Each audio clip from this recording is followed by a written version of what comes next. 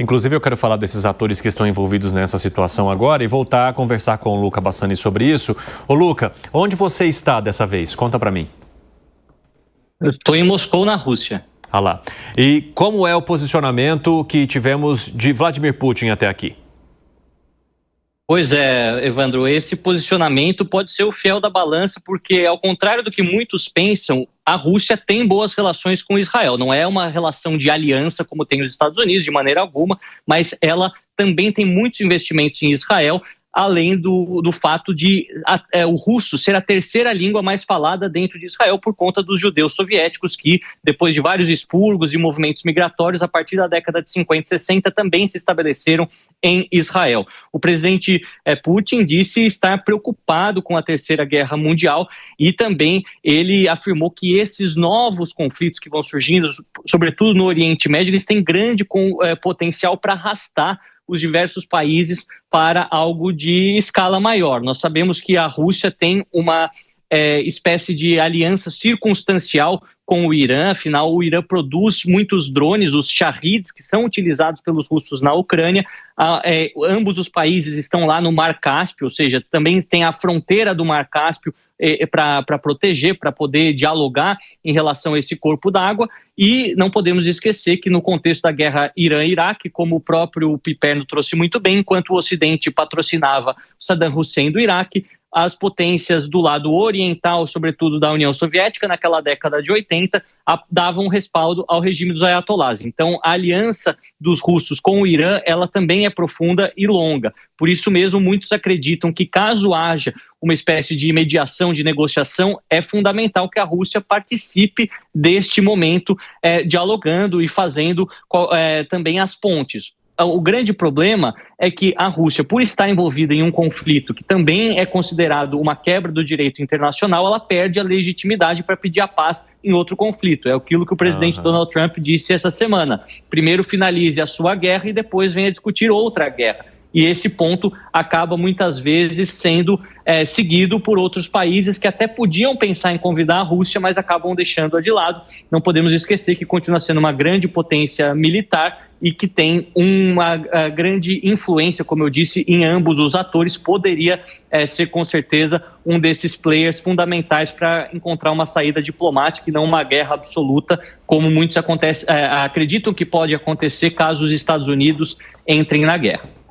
Valeu, Luca Bassani. Já já eu volto a falar contigo para a gente discutir também Estados Unidos. Seria um absurdo esperar que Vladimir Putin peça a paz entre Israel e Irã diante de tudo que já fez e faz e de todo o conflito que envolve Rússia e Ucrânia. Mas por que se espera tanto e se fala tanto de Vladimir Putin quando o conflito também não acontece naquele país, hein, Henrique Kriegner? Eu acho que numa tentativa, Evandro, de trazer um pouco de equilíbrio dos padrinhos. Se Israel pode ter, talvez, uma proximidade maior com os Estados Unidos, existe uma certa expectativa de que Rússia faça esse papel com o Irã. Mas como o Luca trouxe aqui muito claro, a Rússia não tem uma inimizade com Israel, não tem uma indisposição natural aí com Israel. Então eu não sei se ele faria esse padrinho. Agora, quem seria esse grande padrinho do Irã, ele realmente ficaria sem, né? A gente não sabe como fazer, que seria uma grande ironia. Isso sim seria, mas também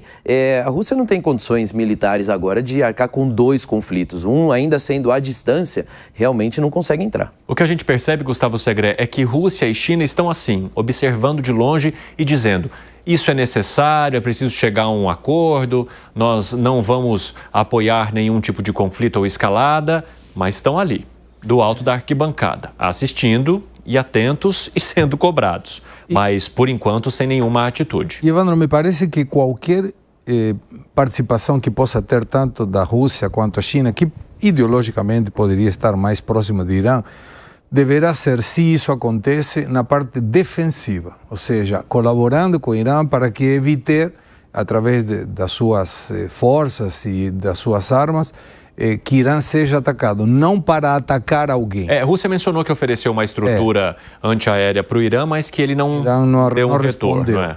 Me parece que se tivesse essa posição, poderia servir como um escudo, dizendo: eu vou te ajudar a se proteger, mas eu não vou atacar ninguém. é uma maneira de fazer um equilíbrio na defensiva e isso pode diminuir um pouco o conflito. Como é que você avalia, hein, Zé Maria? Pois é, tem uma frase que diz o seguinte: eu não sei como será a Segunda Guerra Mundial, mas a terceira... Aliás, eu não sei como será a Terceira Guerra Mundial, mas a quarta será de pedra e pau, né? Porque a Terceira Guerra arrasaria com todos os países e todas as tecnologias. Então, assim, uma Terceira Guerra Mundial é um assunto que ninguém quer. Nenhum país quer a Terceira Guerra Mundial. E eu não vejo isso aí, tá? Estão muito falando, tem muita gente falando, estão até me perguntando isso nas ruas, por exemplo. Mas o que eu vejo analisando a história, analisando ali o ambiente de cada guerra, é que existiam dois grandes blocos, né? E um bloco que estava tentando dominar o mundo. Eu não vejo isso. É claro que é um momento geopolítico diferente, porque os países estão se fechando, né? Estão se protegendo economicamente, politicamente, até geograficamente, mas não existe nenhuma ameaça para o mundo inteiro, como existiu durante a Segunda Guerra Mundial, onde os países se aliaram para destruir o Hitler, né? E suas ideias e suas ideologias. Eu não vejo essa organização bilateral no mundo. Pelo contrário, há a possibilidade, isso eu sei, a possibilidade alta de muitos conflitos regionais, né? Isso é possível, entre outros motivos, pelo barateamento da guerra. Isso aí está muito evidente, que a guerra ficou mais barata, não é mais tão pesada como antigamente, né? Então, existem ali indicativos claros de que haverá outros conflitos regionais, mas uma Terceira Guerra Mundial eu acho muito difícil. E outra coisa, a característica é porque há muita intromissão. Antes, quando um conflito assim era iniciado, os dois países resolviam. E agora não, os Estados Unidos, Putin, a China, todo mundo entra na história, entra na conversa e dá um tom muito mais grave a um conflito regional. A gente tem que entender que é grave, mas esta guerra entre Israel e Irã não tem conotações mundiais, né? Fala, Piperno. Quando eu não sou exatamente um defensor do presidente Trump, mas quando ele faz essa observação em relação ao Putin, do tipo, acaba com a sua guerra aí, depois você vem optar nessa depois você conversa com nós. Ele está correto, é óbvio, né? Quer dizer, enfim, como o Putin não é exatamente um candidato ao Prêmio Nobel da Paz. Agora, é importante a gente observar, sim, que há digamos, um alinhamento político entre Rússia e Irã, isso já acontece há bastante tempo, embora, do ponto de vista ideológico, também seja muito difícil a gente estabelecer algum tipo de identidade entre eles, até porque como é que nós vamos situar ideologicamente o regime do Irã? Aquilo é uma ditadura, ponto. Agora, o que mais, né? Do ponto de vista da economia, como é que o Irã se situa? Acho que ninguém sabe ao certo, nem mesmo o Irã tem essa preocupação. Agora, a Rússia, então, ela tem sim, de fato, esse alinhamento político com o Irã, mas tem relações, tinha pelo menos até o boicote, até o início da guerra com a Ucrânia, relações comerciais e diplomáticas normais com Israel, a ponto, inclusive, isso está naquele belo livro que eu cito sempre aqui, o Laboratório Palestina, de comprar, por exemplo, sistemas de defesa, espionagem e tal, de Israel, de empresas israelenses. Então, a Rússia também vai buscar fornecedores em Israel, como ela faz agora, nesse período de guerra, com o Irã. O Irã enviou muitos drones lá para a Rússia que foram usados contra a Ucrânia. Então, veja, por isso que não é fácil a gente encarar essa guerra, enfim, estabelecendo uma simples clivagem ideológica, e porque essas alianças, elas fogem a isso, né?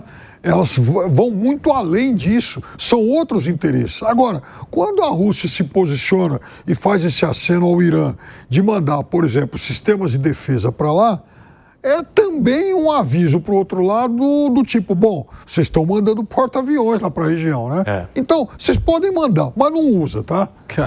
Fala, Segré. Não, perfeito. Manda. É a questão de, eu te mostro que eu tenho, posso até participar da questão defensiva, mas não me involucro. Deixo esses dois, Israel e Irã, se brigando entre eles eu estou aqui por perto caso você precise, mas não me involucro.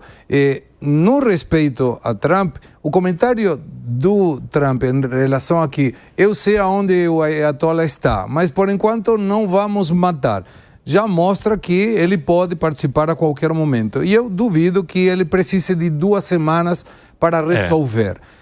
A questão é, tá negociando, obviamente, e essas 2 semanas é um prazo como para dizer, se em 2 semanas isso aqui não se resolve, eu vou entrar no meio. E aí pode escalar um pouquinho mais. Aliás, Donald Trump se encontrou com Steve Bannon, ex-estrategista dele, depois de uma manifestação de Bannon de que seria contrário à entrada ou ao envolvimento dos Estados Unidos nesse conflito. Luca Bassani, o que sabemos sobre essa reunião?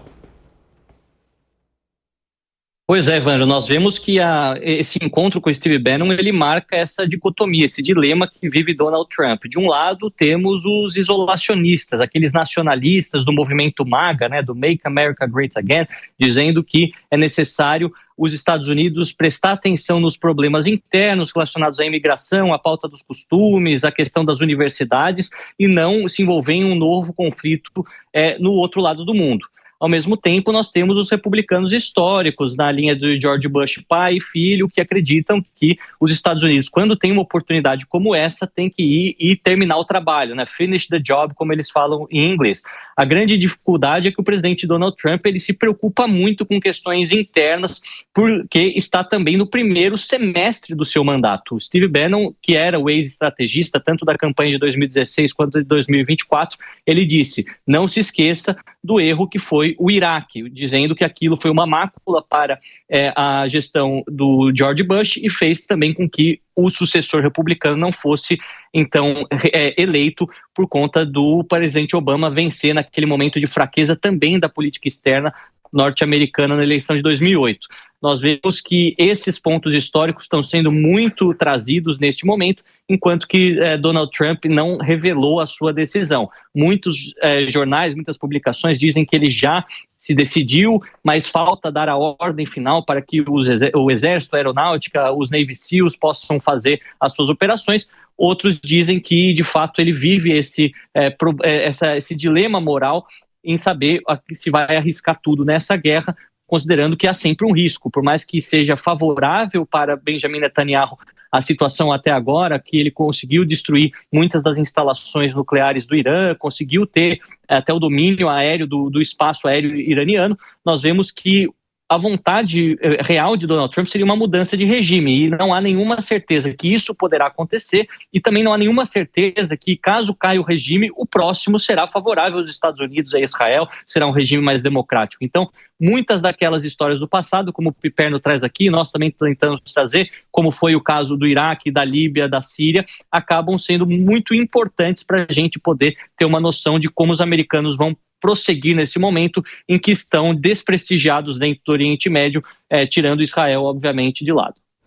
Muito obrigado pelas informações, Luca Bassani. Você fala russo também? Um pouco. Pouquinho.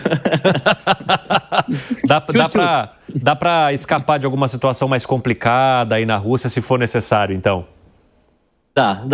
O mínimo dá para escapar, mas o russo deixa para os russos porque é uma língua com muitos e muitos casos diferentes, mas uma cultura fascinante apesar do sistema político. Muito bom, Luca Bassani. Vai contando mais novidades pra gente aí, meu amigo. Ótima estadia aí na Rússia. Cada vez ele tá num canto. É sempre bom perguntar pro Luca onde ele está. Se você vê uma cortina diferente atrás dele, é porque ele tá em outro país. Ô Fábio Piperno, você acha que existe humor nos Estados Unidos para acolher mais um conflito? O Steve Bannon, por incrível que pareça, ele tem talvez seu grande momento de sensatez, né? Ele olha para trás, né? Ele busca exemplos lá na história e fala, olha o que aconteceu lá. Quer dizer, nós entramos e olha como foi difícil sair e, sobretudo, como custou caro. E o custar caro em dinheiro, em vários trilhões de dólares.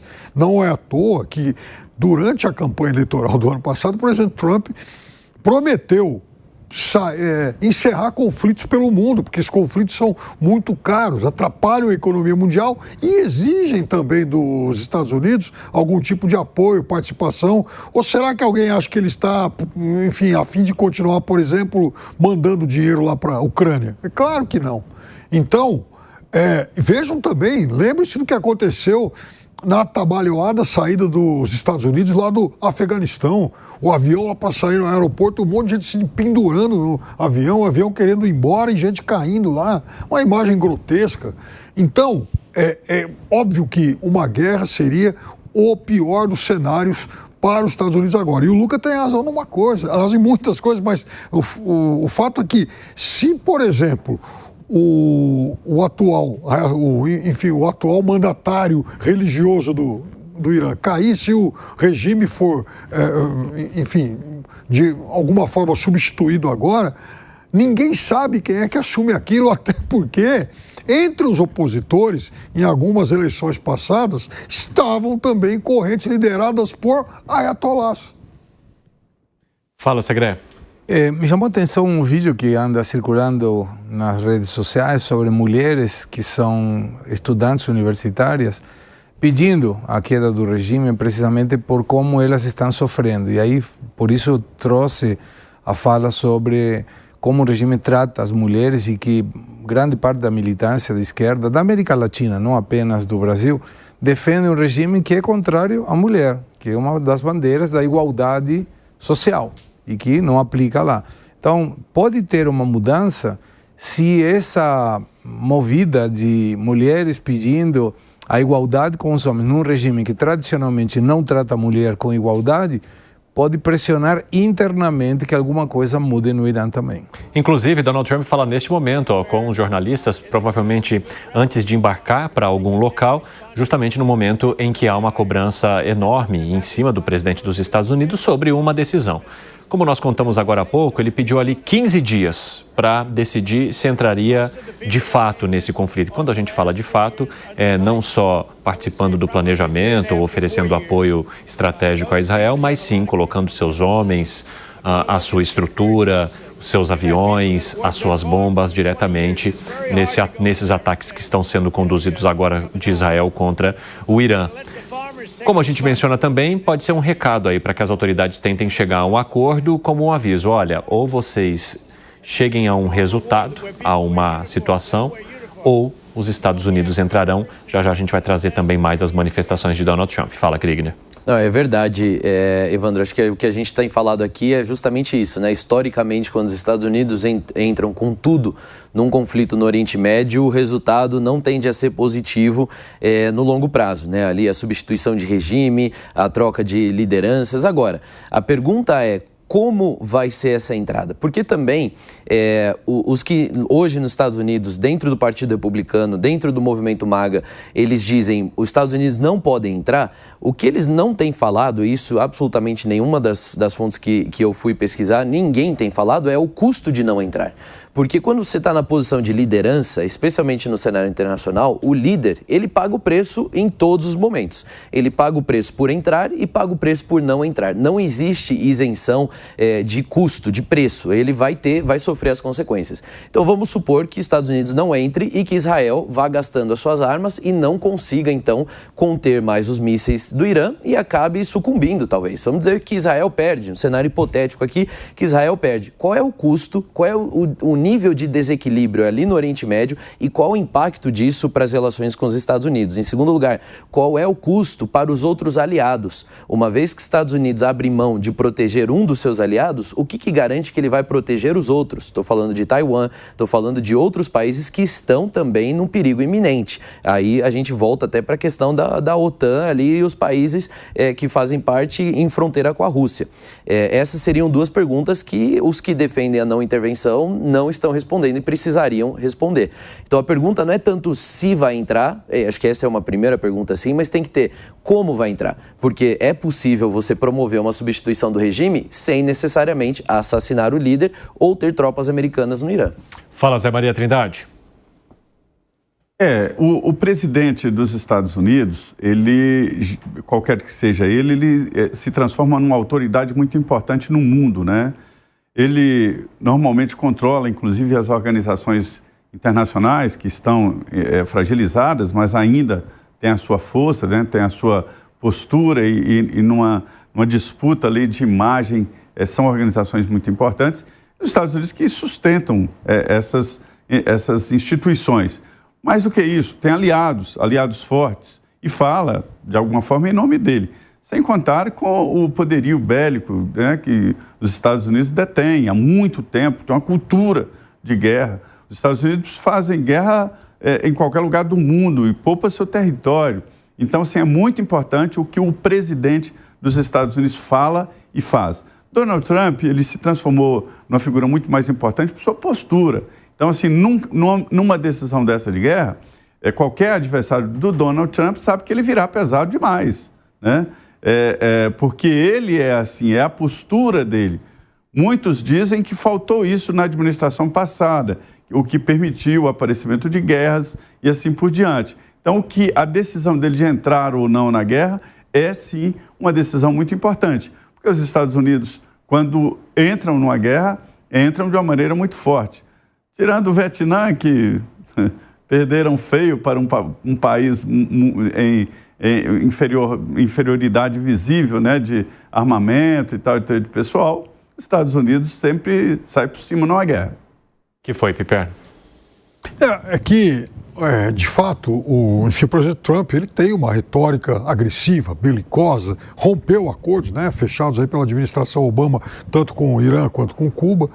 Mas, na verdade, veja, quem pagou para ver também não sofreu as consequências de um ataque, como, por exemplo, aconteceu com a Coreia do Norte. Trump chegou a se reunir mais de uma vez com o líder, o maluco lá da Coreia do Norte, fez uma série de ameaças e o regime norte-coreano não cedeu. E por que Trump acabou, de certa forma, recuando? Porque ele sabia, né, que o custo de qualquer ação militar naquele momento, ainda mais para um país que faz parte do clube atômico, o custo seria desastroso